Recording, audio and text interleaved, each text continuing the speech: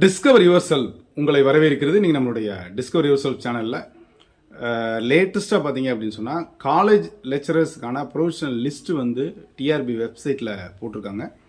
So இந்த வருடம் பார்த்தீங்க அப்படின்னா டெட்டு பேப்பர் 1 பேப்பர் 2க்கான அப்பாயின்மெண்ட் வந்துச்சு. அதற்கு அப்புறம் பார்த்தீங்க அப்படின்னா பிஜிடிஆர்பிக்கு ஒரு அப்பாயின்மெண்ட் வந்துச்சு. இப்போ ரீசெண்டாக காலேஜ் டிஆர்பிக்கு கால்ஃபார் பண்ணி எக்ஸாம் வச்சு அதுக்கான ப்ரொவிஷனல் லிஸ்ட்டும் இப்போ வந்திருக்கு. ஸோ இது எல்லாம் என்ன அப்படின்னா ஒரு டேபிள் நமக்கு வந்துச்சு, அதாவது ஆனுவல் டேபிள் வந்துச்சு. அந்த ஆனுவல் டேபிள் படி கிட்டத்தட்ட இந்த 2025 பார்த்தீங்கன்னா நிறைய ஒரு அப்பாயின்மெண்ட் வந்தது ஆஃப்டர் 2 இயர்ஸ். ஸோ இது என்ன நமக்கு தெரிய வருதுன்னா கண்டிப்பாக பார்த்தீங்கன்னா இப்போ 2025 முடிஞ்சதுக்கப்புறம் 2026க்கு அப்புறம் 2027 நமக்கு ஒரு ஹெவியான போஸ்டிங் இருக்குது. கண்டிப்பாக பார்த்தீங்கன்னா பாலிடெக்னிக் டிஆர்பி கண்டக்ட் பண்ணி ரொம்ப நாள் ஆயிடுச்சு. ஸோ அது வருவதற்கான வாய்ப்பு. அது மட்டும் இல்லை, பிஜி டிஆர்பியில் முழு போஸ்ட்டும் போடலை, அதேமாதிரி காலேஜ் டிஆர்பிலையும் முழு போஸ்ட்டுமே போடலை. இது போக டெட்டு பேப்பர் 1, 2 பாஸ் பண்ண அந்த இருக்கக்கூடியவங்களுக்கான நியமன தேர்வுலையும் பார்த்தீங்கன்னா ஒரு குறைந்த அளவில் தான் பட்ஜெட்டில் போட்டாங்க. அப்போது 2026 அல்லது 27 அடுத்த கவர்மெண்ட் வர்ற போது நிறைய போஸ்டிங் இருக்குது. அந்த வகையில் பிஜிடிஆர்பிக்கு நாம் ரெகுலராக எஜுகேஷன் சைக்காலஜிக்கான கிளாஸஸ் போய்கிட்டு இருக்கு, டெஸ்ட் பேட்ச் போய்கிட்டு இருக்கு. லாஸ்ட் டைம் பார்த்தீங்கன்னா கிட்டத்தட்ட ஒரு 22-23 பேட்சஸ் டிஆர்பிக்காக எஜுகேஷன் சைக்காலஜி மட்டும் எடுத்தோம். அதில் நிறைய பேர் செலக்ட் ஆகி போயிருக்கிறாங்க.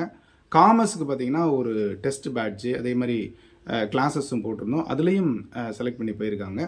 ஸோ இதை நம்மளுடைய கவர்மெண்ட் வேலை அல்லது அரசு வேலை என்பது ஓவர் நைட் பண்ண முடியாது. சரியான திட்டமிடுதலோடு பண்ணால் தான் அது கரெக்டாக இருக்கும். அதுலேயும் எஜுகேஷன் சைக்காலஜிக்கு நீங்கள் எவ்வளோ முக்கியத்துவம் கொடுக்கீங்களோ அந்தளவுக்கு உங்களுக்கு மார்க்கை பூஸ்ட் பண்ணி கொடுக்கும்.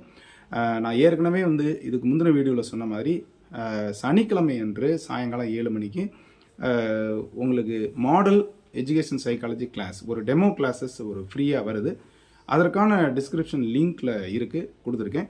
ஸோ இன்றைக்கி இந்த வீடியோலையும் பார்த்தீங்கன்னா உங்களுக்கு டிஸ்கிரிப்ஷனில் லிங்க் கொடுப்பேன்.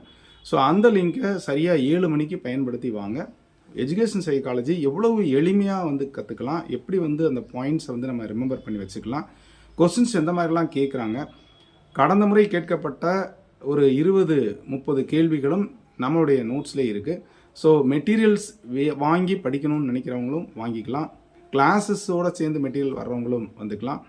ஸோ உங்களுக்கு போனஸாக ஒரு 2 விஷயங்கள் கிடைக்கும்.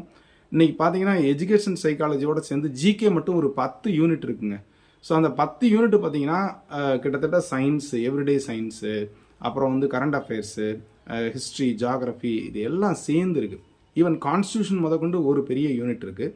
இது எல்லாம் சேர்ந்த ஒரு தொகுப்பு உங்களுக்கு ஒரு அட் ஃப்ரீ ஆஃப் காஸ்ட் ஒரு பிடிஎஃப் அனுப்பி வைப்போம். இதுபோக இன்னொரு பேரியர் நமக்கு கடந்த டிஆர்பிலேருந்து வரக்கூடியது தமிழ் தகுதி தேர்வு. அதற்கான ஒரு 80 பேஜஸ் மெட்டீரியலும் at free of cost those who buy our psychology material கண்டிப்பாக கிடைக்கும். அதே மாதிரி பார்த்தீங்க அப்படின்னா இந்த கிளாஸஸோடு சேர்ந்து உங்களுக்கு ஒரு டெஸ்ட்டும் இருக்குது. அப்போ உங்களுக்கு ஒரு கிளாஸஸ் அப்புறம் ப்ளஸ் ஒரு டெஸ்ட்டு, உங்களுக்கு கொஸ்டின்ஸு கிடச்சிரும், மெட்டீரியல் கிடச்சிரும், கிளாஸஸும் கிடச்சிரும். ஸோ இது எல்லாத்தையும் சேர்த்திங்கன்னா நிச்சயமாக அவுட் ஆஃப் 30 ஒரு 20+ வாங்கிடலாம். ஜிகேல ஒரு 5+ வாங்கினா கூட ஒரு 25 என்ற ஒரு நல்ல மார்க் உங்களுக்கு கிடைக்கும். உங்கள் சப்ஜெக்டில் நீங்கள் எவ்வளவு போராடினாலும் ஒரு 75-80 மார்க்ஸ் வரும். இந்த 25 மார்க் தான் டிசைடிங் ஃபேக்டராக இருக்கும். லாஸ்ட் இயர் பார்த்தீங்கன்னா திடீர்னு கடைசி நிமிஷத்தில் எஜுகேஷன் சைக்காலஜி அப்டேட் பண்ணாங்க.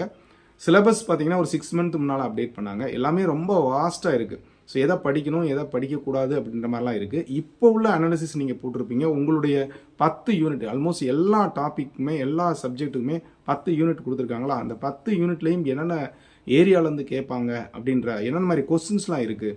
ரீசெண்டாக பார்த்தீங்கன்னா க்ரியேட்டிவிட்டி அந்த கொஸ்டின்ஸ் தான் நிறைய இருக்குது. 2015, 17, 19, 21 பார்த்தீங்கன்னா அந்த டஃப்னஸ் கூடிக்கிட்டே போகுது. ஸோ கொஸ்டின்ஸ் பார்த்தீங்கன்னா ஈவன் குரூப் 4ல் கூட ரொம்ப டஃபஸ்ட்டாக கேட்குறாங்க. அப்போது எப்படி நம்ம தயாராகணும் அப்படிங்கிற டிப்ஸும் உங்களுக்கு இந்த கிளாஸஸ்க்கு வாங்க உங்களுக்கு கிடைக்கும். ப்ரைஸ் அப்புறம் கிளாஸஸுக்கான எல்லாமே நம்ம ஒரு டிஸ்கஸ் பண்ணலாம். ஃபர்ஸ்ட் நீங்கள் ஒரு சாம்பிள் வீடியோ நம்ம கிளாஸஸ் பாருங்கள். ஸோ லைவாக நீங்கள் பார்க்கலாம். ஸோ அதை டிஸ்கஷனை தொடர்ந்து நீங்கள் கிளாஸஸுக்கு வரலாம். உங்களுடைய நண்பர்கள் அனைவருக்கும் அந்த லிங்கையும் நீங்கள் ஷேர் பண்ணுங்கள். கிளாஸஸ்க்கு வாங்க, நாம் பேசிட்டு அடுத்து வரக்கூடிய பிஜிடிஆர்பிக்கு இப்போமே தயாராகுவதற்கு நீங்கள் தயாராகுங்க, நாங்களும் தயாராக இருக்கோம். மறக்காமல் 14th சாட்டர்டே அன்னைக்கு சனிக்கிழமை 7 மணிக்கு நம்முடைய கிளாஸஸுக்கு வாங்க. எல்லா டீட்டெயில்ஸாக நீங்கள் தெரிஞ்சுக்கலாம். தொடர்ந்து இதை உங்கள் நண்பர் அனைவருக்கும் ஷேர் பண்ணுங்கள், லைக் பண்ணுங்கள், கமெண்ட் பண்ணுங்கள். இது வரைக்கும் நம்முடைய சேனலை சப்ஸ்கிரைப் பண்ணிட்டு கூட பெல்லைக்கானை கிளிக் பண்ணிட்டு ஆளுங்கிற ஆப்ஷனை மறக்காமல் செலக்ட் பண்ணுங்கள். மீண்டும் சந்திக்கலாம். நன்றி, வணக்கம்.